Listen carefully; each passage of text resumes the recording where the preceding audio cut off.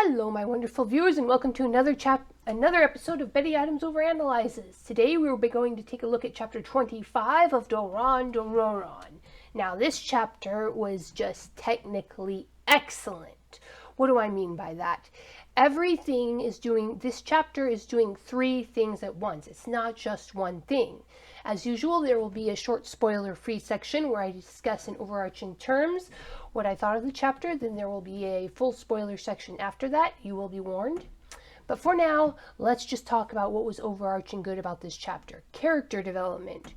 You have character development for the main hero, the secondary hero, and the main villain. Each of them, we learn more about who they are. In the case of the main hero, we learn more about their dynamic as a duo.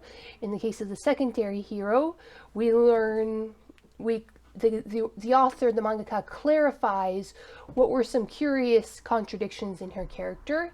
And for the main villain, we just learn some more about how it operates, how it can be seemingly so weak and so powerful at the same time. And that's just character development, but this is not a character development chapter. This is primarily an action chapter. This is a rock'em sock'em pow pow pow, and it does very well at that. This is a very good combat chapter. The pace is excellent. Each blow flows from panel to panel with just enough pauses to keep it from being overwhelming. So you have what is essentially three battles going on that the chapter is watching it, and again, it flows smoothly from battle to battle, from blow to blow.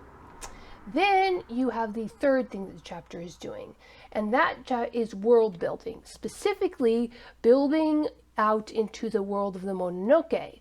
So when you have an otherworldly supernatural antagonist like this in these series, there are many different ways to do that. You can make them strictly forces of nature, strictly evil, or when you have a sapient species, you can have some good among them.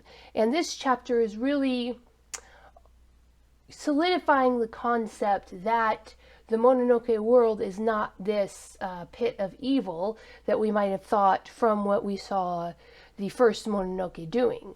And the way the chapter is working, it reveals that to us, the audience, but not to the main characters. So coming to grips with this, the lighter side of the Mononoke world, is going to be an ongoing plot story point going forward with these main characters. Now, that was the spoiler-free section. Those were my thoughts on the chapter. This is a very good chapter. If the chapters continue like this, I think we can look forward to a good run for this manga.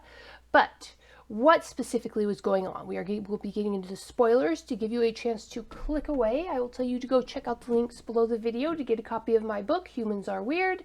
I have the data, and Humans Are Weird, we took a vote, available on Amazon, Barnes & Noble, pretty much anywhere books are sold.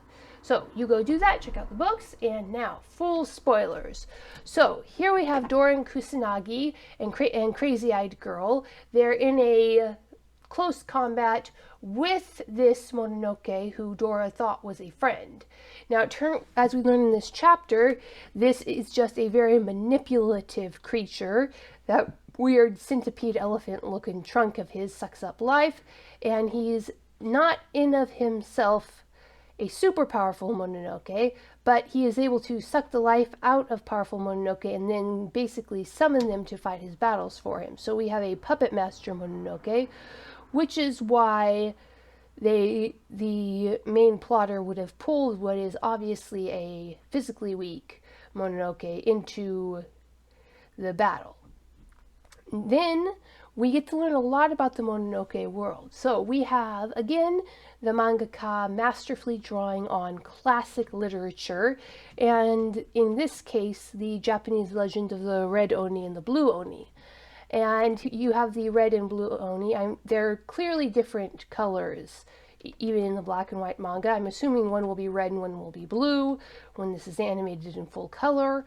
But if you don't remember that legend from seeing it in a previous manga, you basically have an Oni who wanted to be friends with humans, and he had a really good friend who wanted to help him achieve that goal. So his friend attacked a human village and allowed the friendly Oni to save the human villagers, but then that separated them. And this concept of red oni, blue oni is very, very critical to Japanese culture on a very visceral level. This is sort of the equivalent of the Three Little Pigs or the tortoise and the hare. It's just a piece of folklore that everybody knows. And here you have them as being friends who would not be separated, which is kind of a twist on the old story. And the fact that they wouldn't be separated is the weakness that the evil Mononoke used to drain their life force and gain them for his puppets. Now, there's also some character development going on. We get a better look at what built the psychology of the crazy-eyed girl. Apparently, when she wields her full power, she has incredible power, but not so incredible control.